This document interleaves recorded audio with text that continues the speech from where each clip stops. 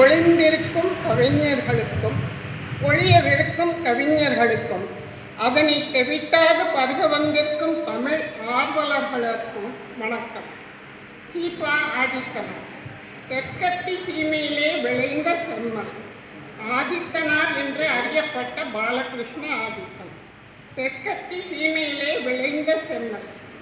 ஆதித்தனார் என்று அறியப்பட்ட பாலகிருஷ்ண ஆதித்தன். சேரன் சோழன் மரபிற்கே ஆதித்தன் பட்டம். தென் தேசத்து சாணார் மக்களின் பட்டம் ஆதித்தன். சேரன் சோழன் மரபிற்கே ஆதித்தன் பட்டம். தென் தேசத்து சாணார் மக்களின் பட்டம் ஆதித்தன். ஆதித்தன் என்பான் சூரிய குலத்துதித்தோன்.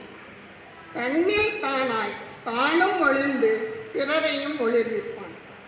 ஆதித்தன் என்பான் சூரிய குலத்துதித்தோன். தன்னில் தானாய் தானும் ஒளிர்ந்து பிறரையும் ஒளிர்விப்பான். இளமையிலேயே எழுத்தில் ஆர்வம், வெளியீடுகளில் நாட்டம். இளமையிலேயே எழுத்தில் ஆர்வம், வெளியீடுகளில் நாட்டம். பெற்றதோ பாரிஸ்டர் பட்டம். ஊடகவியல் துறையில் ஊக்கம். பெற்றதோ பாரிஸ்டர் பட்டம். ஊடகவியல் துறையில் ஊக்கம். கல்லூரி பருவத்திலே பல கட்டுரைகள். தொழில் வெளியீட்டகம் என்னும் பதிப்பகம். உணர்த்தும் அவர்த்தம் இதழியல் ஆர்வம். கல்லூரி பருவத்திலே பல கட்டுரைகள். தொழில் வெளியீட்டகம் என்னும் பதிப்பகம். உணர்த்தும் அவர்த்தம் இதழியல் ஆர்வம். உன் முதல் வெளியீடு மதுரையிலிருந்து மதுரை முரசு.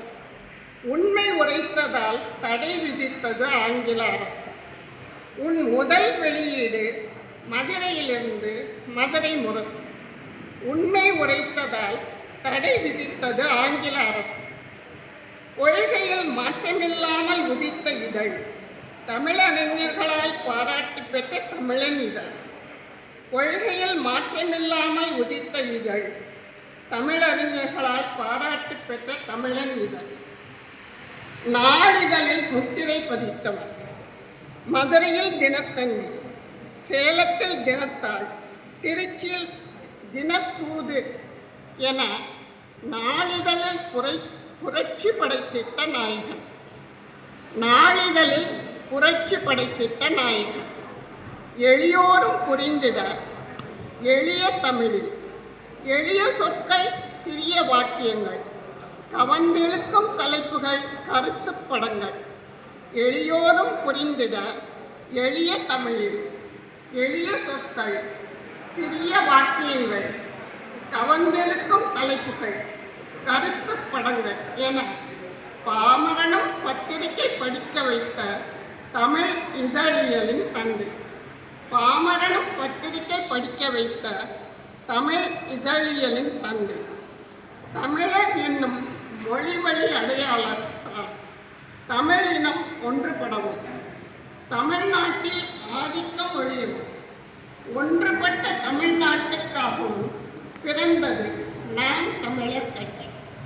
தமிழர் என்னும் மொழிவழி அடையாளத்தால் தமிழ் இனம் ஒன்றுபடவும் தமிழ்நாட்டில் ஆதிக்கம் ஒழியவும் ஒன்றுபட்ட தமிழ்நாட்டுக்காகவும் பிறந்தது நாம் தமிழர் கட்சி. அரசியலில் சட்டப்பேரவை மேலவை உறுப்பினர், அறிஞர் அண்ணாவின் அமைச்சரவையில் சட்டப்பேரவை தலைவர், கலைஞரின் அமைச்சரவையில் கூட்டுறவு மற்றும் போக்குவரத்துத்துறை அமைச்சர், வேளாண்மைத்துறை அமைச்சர் என பல்லாற்றானும் தமிழர் நலம் பேணியவர். தமிழர் நலம் பேணியவர்.